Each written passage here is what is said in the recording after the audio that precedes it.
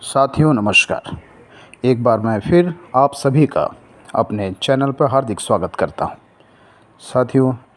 जैसा कि हम सब जानते हैं, शेयर मार्केट में आए दिन उतार चढ़ाव होते रहते हैं और उसमें एक दो नहीं बल्कि लाखों की संख्या में नए रिटेलर्स, बड़े बड़े बिजनेसमैन्स, इंस्टीट्यूट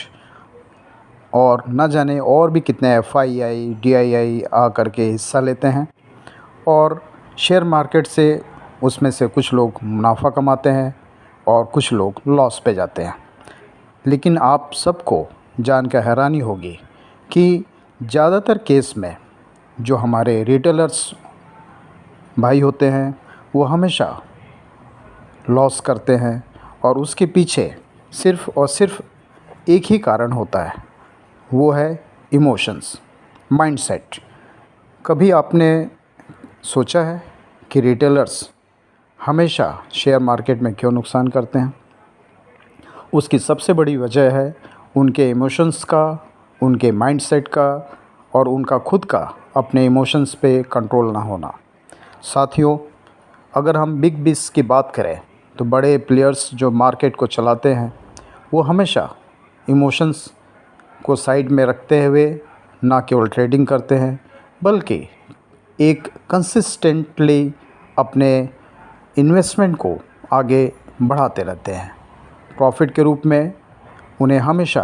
कुछ ना कुछ फ़ायदा ज़रूर होता है, वो कभी लॉस पे नहीं रहते हैं।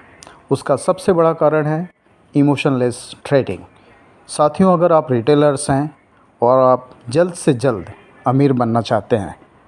तो मैं दावे के साथ कह सकता हूँ, आप ऑप्शंस में चाहे वो बायर्स जितने भी हों, ट्रेडिंग करते हों, वो ऑप्शंस में जा कर के कोशिश ज़रूर करते होंगे कि आज मैं यहाँ से मैक्सिमम प्रॉफिट कमा के जाऊँ। लेकिन at the end of the day, या हम बात करें एंड ऑफ द वीक या बात करें एंड ऑफ द मंथ, वो कहीं ना कहीं लॉस में ही रहते हैं। रीज़न सिर्फ़ और सिर्फ एक ही है, इमोशंस। होता ये है साथियों कि कभी भी हम अगर एक दिन में सपोज़ करें कि हम 1000 रुपये प्रॉफिट कमाते हैं तो नेक्स्ट डे हमारी इमोशंस को एक कहीं ना कहीं ये ट्रिगर सिग्नल मिलता है कि अगर पिछले दिन हमने 1000 रुपये कमाए तो क्यों नहीं इस दिन मैं 2000 रुपये कमाऊँ, और शायद उस दिन भी उन्हें प्रॉफिट हो और वो उस इमोशंस के साथ आगे जाते हैं। ऐसे ही करते करते एक दिन ऐसा आता है कि वो अपनी सारी जमा पूंजी एक ही दिन में लगा के, चूँकि उनका माइंडसेट, इमोशंस ऐसा हो चुका होता है कि वो उससे बाहर नहीं निकल पाते हैं, और एक दिन वो सारी जमा पूंजी जब वो लगाते हैं तो साथियों होता ये है कि एक ही दिन में मान लीजिए आपने ऑप्शंस ट्रेडिंग शुरू की और एक ही दिन में 5 लाख, 2.5 लाख, 3 लाख, जो भी जिसके पास है वो पूरे जो भी अमाउंट है उसको उन्होंने उसमें इन्वेस्ट किया और मैक्सिमम ज़्यादा से ज़्यादा ऑप्शंस के जितने भी स्लॉट्स हैं वो उन्होंने बाई किए। होता ये साथियों कि वो जो माइंडसेट उनका पिछले 10 या 15 या 20 दिन से जो विनिंग का चला आ रहा था वो कंटिन्यू रहता है, और अचानक जब इतना बड़ा कॉस्ट का ऑप्शंस कोई भी बाई करता है उस समय डेफिनेटली उसके दिमाग में सिर्फ़ और सिर्फ एक ही बात होती है, या तो वो ऑप्शंस को पुट बाई किया हो या बात करें कि सेल बाय ना करके खाली एक पुट बायर बन के आगे बढ़ रहा हो, तो उस केस में वो ये चाहेगा कि मार्केट कहीं ना कहीं नीचे जा रहा है। इस माइंडसेट के साथ वो इसने पिछले 10 दिन में ट्रेडिंग की हो। सेम टाइम पे ऐसा भी हो सकता है कि पिछले कुछ दिन से कोई बायर्स हो, कंटिन्यू 20 दिन से वो ये सोच रहे हों कि उन्होंने कॉल बाई करके कंटिन्यू धन कमाया है, तो डेफ़िनेटली उनका माइंडसेट एक इस स्टेज में आ जाता है कि मैं 3 या 4 लाख रुपए लगा के भी मार्केट को ऊपर लेके जा सकता हूँ, और वो कॉल बाई पुट कर लेते हैं। अब होता ये है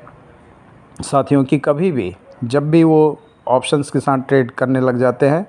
उनका इमोशंस जो कि एक माइंडसेट के रूप में चेंज हो चुका रहता है, कंटिन्यू उसके साथ वो प्रोग्रेस करते रहते हैं, और अचानक कहीं ना कहीं जो बिग्स बी होते हैं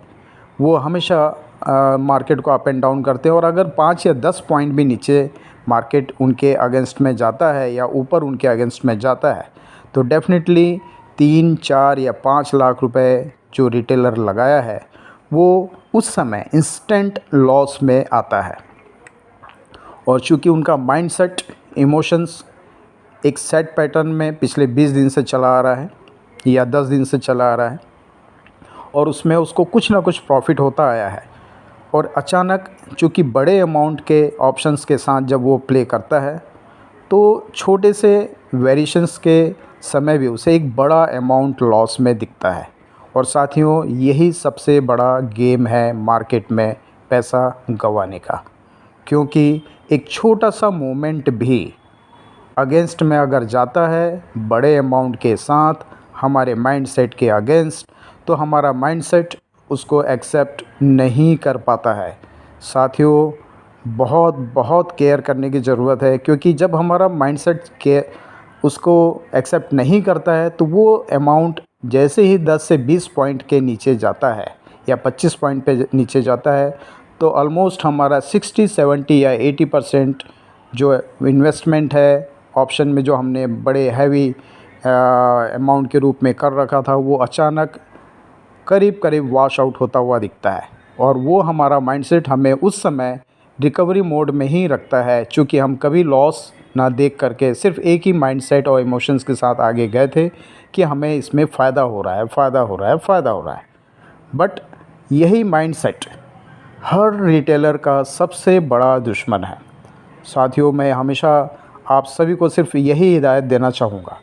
जब भी ट्रेडिंग करें, शॉर्ट ट्रेडिंग करें, सिर्फ 2 या 4 पॉइंट की ट्रेडिंग करें, 10 पॉइंट की ट्रेडिंग करें, लेकिन इमोशनलेस ट्रेडिंग करें। कभी भी अपने माइंड में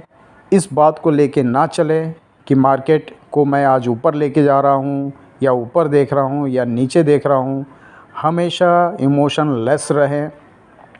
और इमोशनलेस रहने के लिए आपको अपना माइंडसेट